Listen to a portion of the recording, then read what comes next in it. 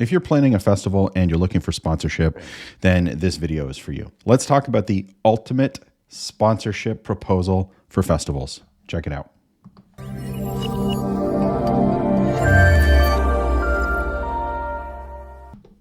We're going to talk about the ultimate festival sponsorship proposal in this video. But before we really dive in, make sure you click the subscribe button and click the bell icon, because we talk a lot about festival sponsorship and sponsorship in general on this channel, and I don't want you to miss another video.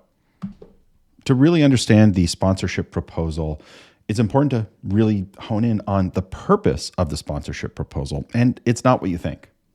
The proposal is not a sales tool. It's a sales aid. You're not going to send a proposal out into the world and get sponsorship back in return. Now, you already know that because you've probably sent out 10,000 sponsorship proposals and not really heard anything back at all.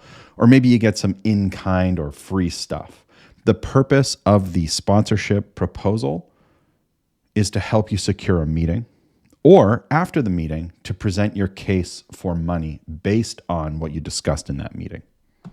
But the real reason for a proposal outside of securing a meeting is to share the most important thing that you have to offer sponsors.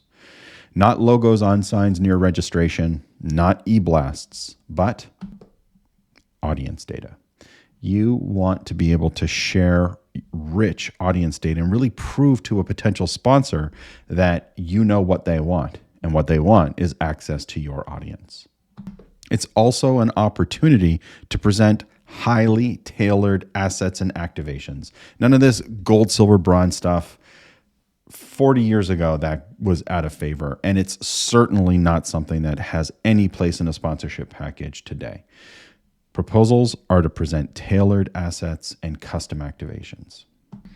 So let's go over the structure of a sponsorship proposal and really outline what each section should have. I should also mention that if you want a template that you can just use as a paint by numbers, copy and paste template, you can actually find that on our website, sponsorshipcollective.com. Just hit the drop down, choose free resources, and you'll have access to all of our templates. Let's talk about the title page. Most people use this as an opportunity to share way too much information. The title page is really just an opportunity for you to share a great picture of your festival, the name of your festival, the dates and location, and that's it. I know how important it is to you that you have this amazing history and the biography of all of the people involved in your festival, but it's actually not that interesting to sponsors. They want to get to the meat of the proposal, and they want to get there quickly. So don't waste anyone's time by providing pages and pages and pages of history and mission and vision and impact on the community. Is it important? Of course it's important to you as the festival producer, but to the sponsor, they want to know who is your audience and how can they access them.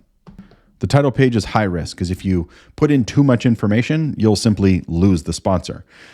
The more you add, the more likely it is that they're just going to delete or throw out your sponsorship proposal. Next, you want to describe your opportunity. Talk about your festival, not what year you were founded, but what makes your festival amazing, unique, and loved by your audience. And then dig into audience data. If you have a 10-page proposal, at least 5 pages must be audience data. Half of your proposal should be focused on audience data. How much audience data? Tons. We like to see no less than 25 data points on your macro audience. That is the entirety of your audience. Then we want to see you break out your audience into 3 unique avatars or buyer personas, each of which has their own 25 data points. You want to focus tons of real estate within your proposal on audience data. It is, without question, the most important part of sponsorship. Next up, I want you to share activation ideas, not gold, silver, bronze, not grids, not how many e-blasts they get or logo placements they get. Nobody cares about that stuff. That's not what sponsors are after. They want cool, interesting, unique, and effective ways to engage your audience, which happens to be their audience. And these cool ideas are called activations. audience first, then move on to activations that you know your audience will love. Then we want to move into some of your vanity metrics or your attendee attendance data, such as your media footprint, your media exposure, traditional media, media buys, organic media, social media, etc. You want to really round out what you have to offer by way of media exposure for your festival. And make sure, as you're working with sponsors, that you are gathering case studies and testimonials. You want to have at least one case study that outlines how you worked with a real sponsor and got them the promised outcome. Of course, you want their permission to outline their opportunity in this case study, and you want to ask them for a testimonial. If you can have 3 case studies, even better.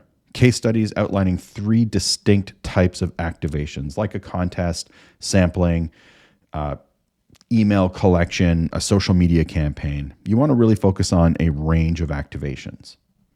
Notice how I haven't mentioned anything about grids, anything about tiers, and I haven't mentioned anything about pricing. That's because you shouldn't put pricing in your sponsorship proposal until after you've met with a sponsor. At that point, you build something custom just for them and add pricing. Then you want to finish off your sponsorship proposal with a strong call to action and a contact page. I don't want you to add a cutout for them to send you a check or fill in their credit card information.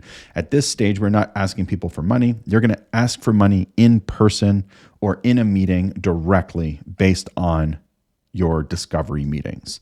The call to action is asking them to get in touch with you. And the contact page should have one person's email address and one person's phone number, not info at, hello at, and definitely not sponsorship at. It should go to a real person and a phone number that you are going to answer so that it's easy for sponsors to get in touch with you if they like what they saw in the sponsorship proposal. And it bears repeating, no grids, no pricing. This is about showcasing your audience, your media exposure, and your activation ideas to get a sponsor to want to speak to you. Believe me, sponsors have seen enough grids and totally made up pricing. They don't want to see any more.